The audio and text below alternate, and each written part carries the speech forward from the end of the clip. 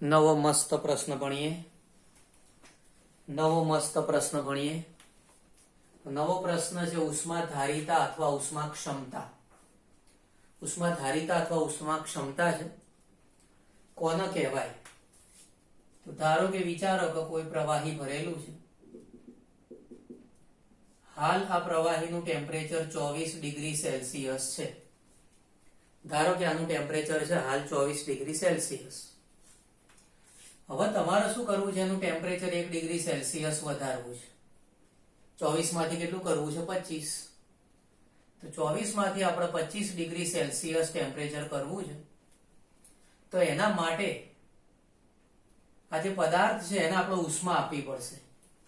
એ પદાર્થ શું કરશે? ઉષ્મા મેળવશે. ઉષ્મા મેળવશે એટલે એનું ટેમ્પરેચર 1 ડિગ્રી વધશે. તો પદાર્થ જેટલી ઉષ્મા ગ્રહણ કરશે, પદાર્થ જેટલી ઉષ્મા મેળવશે એને કહેવાય છે એની ઉષ્મા ધારિતા. એટલે આપણે કહી શકીએ છીએ કે પદાર્થના તાપમાનમાં 1 ડિગ્રી સેલ્સિયસનો વધારો કરવા માટે 1 ડિગ્રી સેલ્સિયસનો વધારો કરવા માટે જરૂરી ઉષ્માના જથ્થાને તેની ઉષ્મા ધારિતા કહેવાય. ઓકે, એટલે 1 મોલ પદાર્થ અથવા તો 1 ગ્રામ પદાર્થ બી લઈ શકાય છે, અથવા જે પણ જથ્થો આપ્યો હોય, 1 લીટર હોય કે જે બી જથ્થો આપ્યો હોય, બરાબર. તો આપણે શું કરવાનું? પદાર્થ લેવાનો છે અને એનું ટેમ્પરેચર 1 ડિગ્રી વધારવાનું છે. અને એના માટે જરૂરી જે ઉષ્માનો જથ્થો છે જેને આપણે ઉષ્મા ધારિતા કહીએ છીએ, એના માટે એકદમ સિમ્પલ સૂત્ર છે. Q બરાબર C into delta T. Q બરાબર C into delta T. Okay, એમાં જે C લખેલું છે એ ઉષ્મા ધારિતા છે. C જે લખેલું છે એ શું છે? ઉષ્મા ધારિતા, જેને આપણે C વડે ઓળખીએ છીએ. Q એટલે ઉષ્મા છે, ડેલ્ટા ટી એટલે ટેમ્પરેચરનો તફાવત છે, બરાબર. તો આ રીતે આપણને એકદમ સિમ્પલ સૂત્ર મળશે. Q બરાબર C into delta T. Q બરાબર C ઇન્ટુ ડેલ્ટા ટી. કોઈ સીટી બગાડતું હોય તો આપણે પૂછવાનું ક્યું સીટી બજાઈ? તો એના ઉપરથી સૂત્ર બની જશે. કોઈ સીટી બગાડતું હોય તો આપણે શું પૂછવાનું? ક્યું સીટી બજાઈ? બરાબર. તો ઓટોમેટિક સૂત્ર બની જશે ક્યું સી ટી બજાઈ. ઓકે, તો સૂત્ર યાદ રાખવું સહેલું નથી, બહુ જ સહેલું છે, બહુ જ સહેલું છે. ખાલી એટલું જ પૂછવાનું છે ક્યું સીટી બજાઈ? બરાબર. ક્યુ સી ડેલ્ટા ટી. ઓકે, એના એકમની વાત કરીએ. ધારો કે આપણે ઉષ્મા ધારિતાનો એકમ જોઈતો હોય તો C છે એના સૂત્રનો કરતા બનાવી દો. તો Q upon ડેલ્ટા ટી થશે. C બરાબર શું થાય? Q upon ડેલ્ટા ટી જોવા મળશે. તો C બરાબર Q upon delta T. Q એટલે ઉષ્મા. ઉષ્માનો એકમ કેલરીમાં હોય, કિલો કેલરીમાં હોય, જૂલ હોય, કિલો જૂલ હોય. ઓકે, દાખલા તરીકે આપણે અહીંયા લખીએ છીએ કે કિલો જૂલ પ્રતિ કેલ્વિન. ઓકે, તો આ રીતે આપણને એનો એકમ મળશે.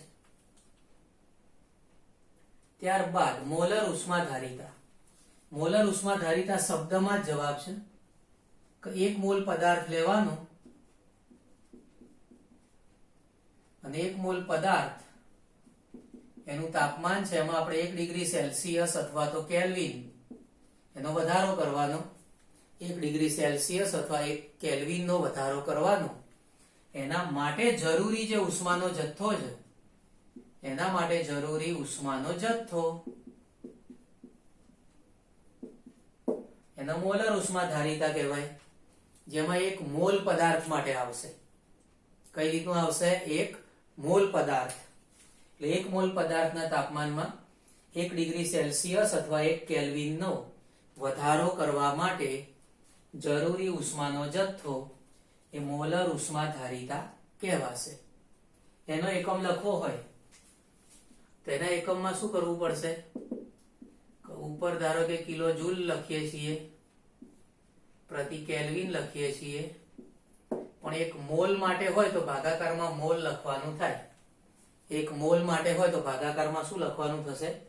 મોલ લખવાનું થશે. ઓકે. એ જ રીતે વિશિષ્ટ ઉષ્માધારિતા.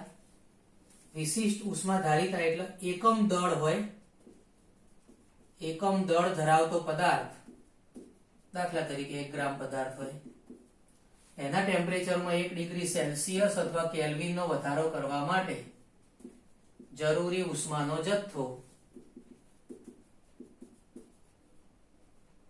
જેને આપણે કહીએ છીએ વિશિષ્ટ ઉષ્માધારિતા. ઓકે. તો વિશિષ્ટ ઉષ્માધારિતા કોને કહીશું? એકમ દળ લેવાનું છે. કેટલું દળ લેવાનું? એકમ દળ. એકમ દળ એટલે કે ધારો કે 1 ગ્રામ, બરાબર. તો 1 ગ્રામ દળ લીધું, એનું ટેમ્પરેચર 1 ડિગ્રી સેલ્સિયસ અથવા 1 કેલ્વિન વધારવા માટે જરૂરી ઉષ્માનો જથ્થો, જેને કહેવાય છે વિશિષ્ટ ઉષ્માધારિતા. એ વખતે જે એકમ આવશે એ એકમમાં શું કરવાનું? તો કિલો જૂલ પ્રતિ કેલ્વિન. એકમમાં અહીંયા ગ્રામ લખવાનું, બરાબર. જો વજન અહીંયા આપણે ગ્રામમાં લખીએ છીએ તો ત્યાં આપણે ગ્રામ એકમમાં લખી શકીએ છીએ. ઓકે. તો આ રીતે ઉષ્માધારિતાના અલગ અલગ પ્રકારો જોવા મળશે. આના માટે આપણે બીજું સૂત્ર બી લખી શકીએ છીએ. Q બરાબર C × M ડેલ્ટા T. વિશિષ્ટ ઉષ્મા જે ખરી જેને C વડે દર્શાવવામાં આવે છે, વિશિષ્ટ ઉષ્મા હોય એને C વડે દર્શાવવાની, દ્રવ્યમાન છે એને M વડે દર્શાવવાનું.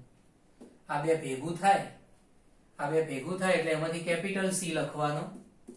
કેપિટલ C છે જે ઉષ્માધારિતા છે. અહીંયા C જે ખરું ને વિશિષ્ટ ઉષ્મા છે, M એટલે દ્રવ્યમાન છે, C એટલે વિશિષ્ટ ઉષ્મા, M એટલે દ્રવ્યમાન. બે ભેગા થાય એટલે ઉષ્માધારિતા બનશે. ઓકે. તો આ રીતે એના સૂત્ર છે, એકમ છે. બહુ સરસ રીતે લખી નાખો.